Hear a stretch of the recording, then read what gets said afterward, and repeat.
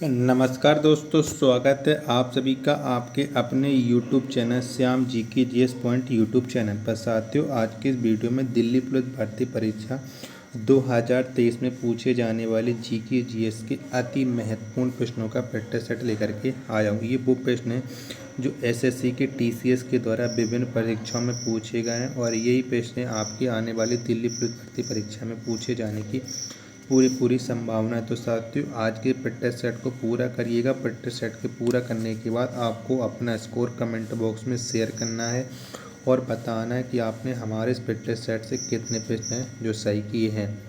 तो साथियों, मैं आपको बता दूं कि दिल्ली पुलिस भर्ती परीक्षा में जीके जीएस के 50 प्रश्न पूछे जाने वाले और सभी अभ्यर्थियों का टारगेट है कि वो 50 में से कम 40 प्लस स्कोर तो हर हाल में करके ही हैं। वही 40 प्रश्न आपको सही कराने के लिए आपको लगातार प्रैक्टिस सेट करना पड़ेगा। प्रैक्टिस सेट एक ऐसा माध्यम है जिससे अभ्यर्थी को पता चल पाता है कि उसकी तैयारी कैसे चल रही। तो साथ ही आज के प्रैक्टिस सेट को पूरा करिएगा। प्रैक्टिस सेट को पूरा करने के बाद आपको अपना स्कोर कमेंट बॉक्स में शेयर करना है।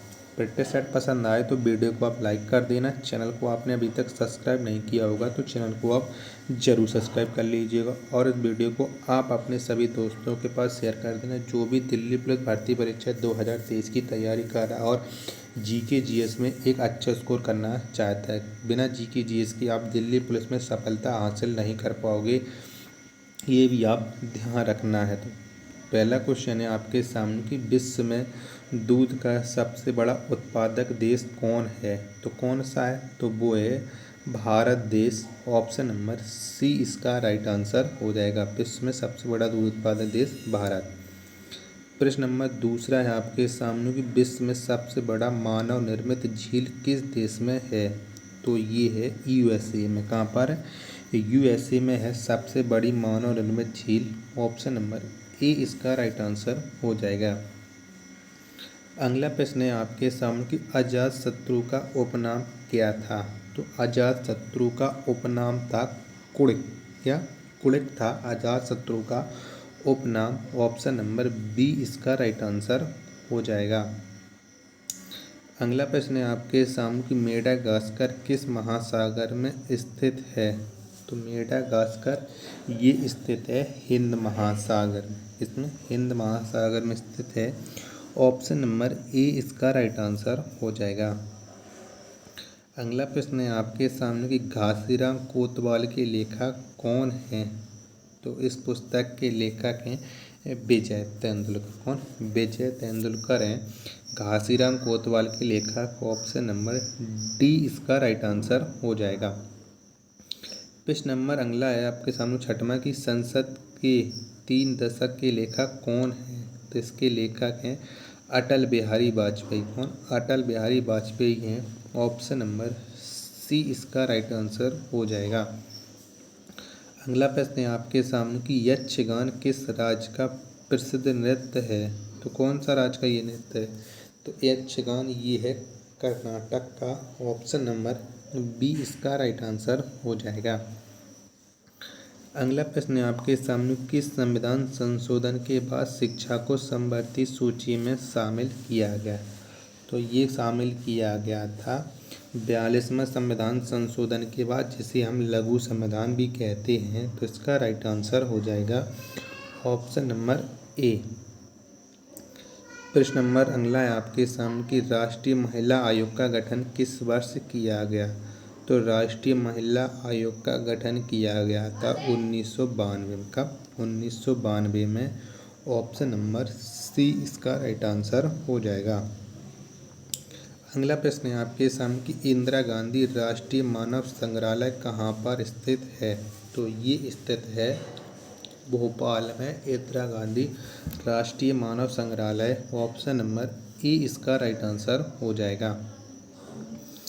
नेक्स्ट प्रश्न है आपके सामने केंद्रीय भवन निर्माण अनुसंधान संस्थान किस राज्य में है। तो ये है उत्तराखंड राज्य में। ऑप्शन नंबर डी इसका राइट आंसर हो जाएगा। अगला प्रश्न है आपके सामने कि मेन कैंप किनकी आत्मकथा है।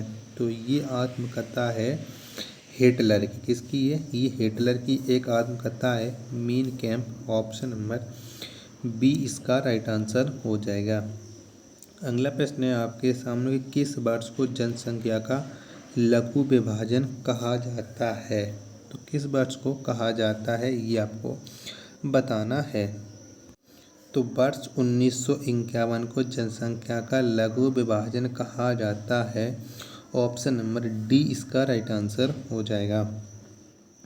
अगला प्रश्न है आपके सामने कि नहरों से सिंचाई के मामले में कौन सा राज्य सबसे आगे है। तो ये आगे है उत्तर प्रदेश। कौन सा? उत्तर प्रदेश है।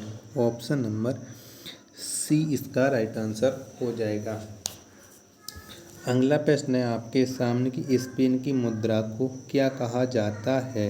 तो स्पेन की मुद्रा को कहा जाता है पेसेटा। क्या? पेसेटा कहा जाता है। ऑप्शन नंबर ए इसका राइट आंसर हो जाएगा। प्रश्न नंबर 16 है आपके सामने कि पशु रोग अनुसंधान एवं रोग नियंत्रण केंद्र कहाँ पर है। तो कहाँ पर है ये आपको बताना है। तो ये है इज्जत नगर में। ऑप्शन नंबर बी इसका राइट आंसर हो जाएगा। प्रश्न नंबर 17 है आपके सामने कि रेशम उत्पादन में भारत का विश्व में कौन सा स्थान है।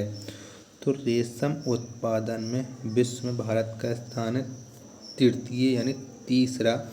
ऑप्शन नंबर सी इसका राइट आंसर हो जाएगा। अगला प्रश्न 18 आपके सामने कि ब्लैक बक राष्ट्रीय उद्यान किसके लिए प्रसिद्ध है। तो ब्लैक बक राष्ट्रीय उद्यान काले हिरण के लिए प्रसिद्ध है। ऑप्शन नंबर सी इसका राइट आंसर हो जाएगा। प्रश्न नंबर 19 है आपके सामने कि सबसे बड़ा श्वेत रक्त कण है। तो ये है मोनोसाइट। कौन सा? मोनोसाइट है सबसे बड़ा श्वेत रक्त कण। ऑप्शन नंबर ए इसका राइट आंसर हो जाएगा। प्रश्न नंबर 20 है आपके सामने कि पोलियो रोग में शरीर का कौन सा अंग प्रभावित होता है। तो ये होता है तंत्रिका तंत्र। ऑप्शन नंबर डी इसका राइट आंसर हो जाएगा। प्रश्न नंबर 21 है आपके सामने कि भारत की राष्ट्रीय नदी कौन है। तो भारत की राष्ट्रीय नदी है गंगा। ऑप्शन नंबर ए इसका राइट आंसर हो जाएगा। प्रश्न नंबर 22 है आपके सामने कि राष्ट्रपति के रूप में सबसे छोटा कार्यकाल किनका रहा है। तो सबसे छोटा कार्यकाल रहा है जाकिर हुसैन का राष्ट्रपति के रूप में। ऑप्शन नंबर सी इसका राइट आंसर हो जाएगा। प्रश्न नंबर 23 है आपके सामने कि भारत का प्रथम गवर्नर जनरल कौन था। तो ये था विलियम बेंटिक भारत का प्रथम governor general. Option number A इसका राइट आंसर हो जाएगा। अगला प्रश्न है आपके सामने कि 24 की भारत का अंतिम गवर्नर जनरल कौन था। तो ये था लॉर्ड कैनिंग भारत का अंतिम governor general. Option number B इसका राइट आंसर हो जाएगा। प्रश्न नंबर 25 है आपके सामने कि स्वतंत्र भारत का प्रथम गवर्नर जनरल कौन था। तो ये था लॉर्ड माउंटबेटन स्वतंत्र भारत का प्रथम governor general. Option number C इसका राइट आंसर हो जाएगा। अगला प्रश्न है आपके सामने कि स्वतंत्र भारत का प्रथम भारतीय गवर्नर जनरल कौन था। तो स्वतंत्र भारत का प्रथम भारतीय गवर्नर जनरल था सी राजगोपालाचारी। कौन? सी राजगोपालाचारी। ऑप्शन नंबर डी इसका राइट आंसर हो जाएगा। साथियों अगर आपको वीडियो पसंद आ रही है तो वीडियो को आप लाइक कर देना। चैनल को अभी तक आपने सब्सक्राइब नहीं किया होगा तो चैनल को आप जरूर सब्सक्राइब कर लीजिएगा। प्रश्न नंबर 27 है आपके सामने कि भारत का प्रथम वायसराय कौन था। तो भारत का प्रथम वायसराय था लॉर्ड कैनिंग। कौन? Lord Canning. Option number B इसका राइट आंसर हो जाएगा। अगला प्रश्न है आपके सामने 28 की भारत का अंतिम वायसराय कौन था। तो भारत का अंतिम वायसराय था Lord Mountbatten. Option number C इसका राइट आंसर हो जाएगा। प्रश्न नंबर 29 है आपके सामने कि इंडिया गेट की नींव ब्रिटिश सरकार ने कब रखी थी। तो इंडिया गेट की नींव ब्रिटिश सरकार ने 1921 में रखी थी। ऑप्शन नंबर बी इसका राइट आंसर हो जाएगा। प्रश्न नंबर 30 है आपके सामने कि इंडिया गेट के बीच में अमर जवान ज्योति को कब स्थापित किया गया। तो ये स्थापित किया गया था 1971 में। ऑप्शन नंबर सी इसका राइट आंसर हो जाएगा। प्रश्न नंबर 31 है आपके सामने कि संसद भवन की नींव पहली बार कब रखी गई थी। तो आपको पुराने संसद भवन की बताना है नहीं कि नहीं। तो ये रखी गई थी 1921 में संसद भवन की नींव। ऑप्शन नंबर सी इसका राइट आंसर हो जाएगा। प्रश्न नंबर 32 है आपके सामने कि संसद भवन का विधिवत उद्घाटन कब किया गया। तो ये उद्घाटन किया गया था 28 जनवरी 1927 को संसद भवन का विधिवत उद्घाटन। ऑप्शन नंबर बी इसका राइट आंसर हो जाएगा। प्रश्न नंबर 33 है आपके सामने कि संसद भवन का विधिवत उद्घाटन किनके द्वारा किया गया।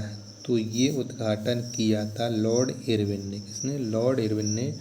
ऑप्शन नंबर ए इसका राइट आंसर हो जाएगा। प्रश्न नंबर 34 है आपके सामने की भाषा के आधार पर राज्यों का पुनर्गठन किस वर्ष किया गया था। तो ये पुनर्गठन किया गया था 1956 में भाषा के आधार पर। ऑप्शन नंबर बी इसका राइट आंसर हो जाएगा। प्रश्न नंबर 35 है आपके सामने कि संविधान की व्याख्या करने का अंतिम अधिकार किसको है। तो अंतिम अधिकार है सर्वोच्च न्यायालय को संविधान की व्याख्या करने का। ऑप्शन नंबर डी इसका राइट आंसर हो जाएगा। प्रश्न नंबर 36 है आपके सामने कि लिग्नाइट को कौन सा कोयला कहा जाता है। तो लिग्नाइट को कहा जाता है भूरा कोयला। कौन सा? भूरा कोयला कहा जाता है। ऑप्शन नंबर सी इसका राइट आंसर हो जाएगा। प्रश्न नंबर 37 है आपके सामने कि कौन सा विटामिन किसी भी मांसाहारी भोजन में नहीं पाया जाता है। तो विटामिन सी ये किसी भी मांसाहारी भोजन में नहीं पाया जाता क्योंकि ये खट्टे फलों में पाया जाता है। ये भी आपको ध्यान रखना है। तो ऑप्शन नंबर बी इसका राइट आंसर हो जाएगा। प्रश्न नंबर 38 है आपके सामने कि भारत में न्यूनतम मजदूरी अधिनियम पहली बार किस वर्ष स्वीकृत हुआ। तो ये स्वीकृत हुआ था 1948 में। भारत में पहली बार न्यूनतम मजदूरी अधिनियम। ऑप्शन नंबर सी इसका राइट आंसर हो जाएगा। और 39 और आज का ये लास्ट प्रश्न है आपके सामने की सेफ्टी लैंप का आविष्कार किसने किया। तो किसने किया था। तो सेफ्टी लैंप का आविष्कार किया था हम्फ्री डेवी ने। किसने? हम्फ्री डेवी ने। ऑप्शन नंबर ए इसका राइट आंसर हो जाएगा। साथियों अगर आपको वीडियो पसंद आई हो तो वीडियो को आप लाइक कर देना। चैनल को अभी तक आपने सब्सक्राइब नहीं किया होगा तो चैनल को आप ज़रूर सब्सक्राइब कर लीजिएगा। और इस वीडियो को आप अपने सभी दोस्तों के पास ज़रूर शेयर करना जिससे वो भी लोग इस प्रैक्टिस सेट को लगाएं और उन लोगों को भी अपनी तैयारी का पता लग पाए कि उनकी तैयारी दिल्ली पुलिस भर्ती परीक्षा 2023 के लिए कैसी चल रही है। क्योंकि आगामी नवंबर में आपकी परीक्षा शुरू होने वाली। आपके पास समय बहुत कम है। आपको ज़्यादा से ज़्यादा प्रैक्टिस सेट लगाने से आपको तैयारी अच्छी हो जाएगी। तो प्रैक्टिस सेट लगाने के लिए आप हमारे चैनल को सब्सक्राइब कर सकते हैं। धन्यवाद। जय हिंद प्यारे साथियों।